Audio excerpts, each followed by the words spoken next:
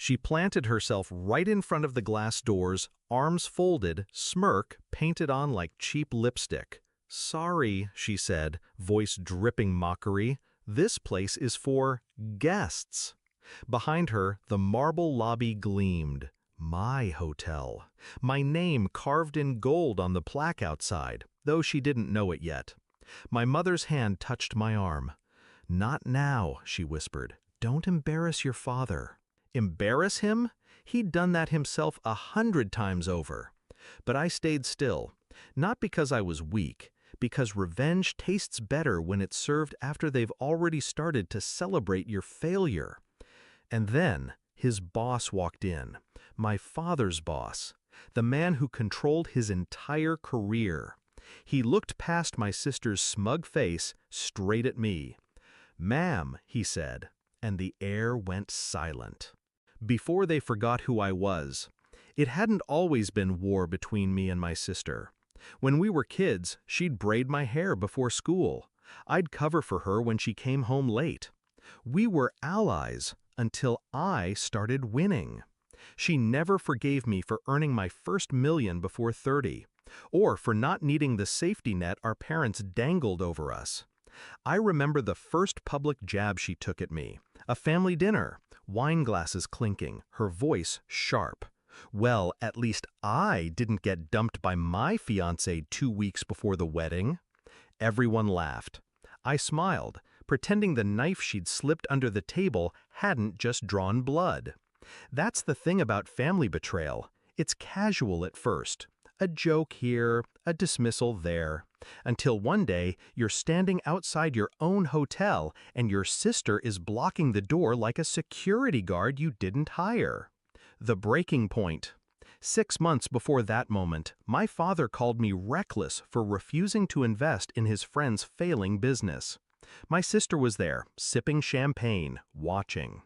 2 days later, she posted pictures online, her draped across a suite in my hotel, claiming she'd found a luxury escape I could never afford. It wasn't just a post, it was a performance. One meant to tell the whole family I was failing. That was the night I stopped trying to prove myself to them. I decided I wouldn't just set the record straight, I'd burn it, rewrite it, and make them choke on every word. The quiet plan. First rule of revenge, never announce it. Second rule, let them believe they're winning. I stopped responding to the family group chat. I let my sister post more pictures in her favorite hotel, my hotel. She didn't know the shell company that owned the property belonged to me. I made sure the staff played along. Meanwhile, I bought the adjacent building, renovated it, turned it into an exclusive event hall. I sent a personal invitation to my father's boss for its grand opening. Timing mattered. My father was up for a promotion, one his boss would decide.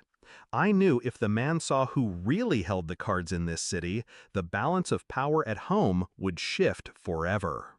The setup. 2 weeks before the opening, I called my mother, told her I'd be in town. She insisted we drop by the hotel my sister loved so much. She didn't know she was walking into my trap. When we arrived, my sister spotted us instantly. She stepped forward, blocking the glass doors like she owned the place. "Not sure you can afford the drinks in there," she said, loud enough for the lobby to hear. My mother hissed at me to let it go. My father, lingering nearby, said nothing, but the corner of his mouth lifted. Approval. Perfect. The reveal. That's when my father's boss arrived, striding through the doors. "Ma'am," he said to me, offering his hand. I watched my sister's smirk falter. My father's boss turned to him. "You didn't tell me your daughter owns the most profitable luxury property in the city?" The lobby went still. My mother's eyes widened. My father's face drained of color. My sister? She looked like someone had pulled the floor out from under her. I smiled. "Shall we go in?" The kill shot. Inside, the staff greeted me by name. Guests nodded politely. I walked them through the lobby, past the gold plaque bearing the hotel's name, and mine. We didn't stop there. I led them next door, to the grand opening of my event hall. The place was buzzing, reporters, local influencers, business leaders. My father's boss was impressed. "I can see where the real leadership in this family comes from," he said. "Loud, public." My father's promotion evaporated in that moment. Not because I sabotaged him directly. I didn't need to. His boss had just seen who actually had influence. Aftermath. By the next week, the family group chat was silent. My sister deleted every picture she'd ever posted in her hotel. My father avoided my calls. My mother tried to play peacekeeper, but we both knew the game had changed. I didn't feel guilt. They'd underestimated me for years. Treating my success reminded them, in public, that the person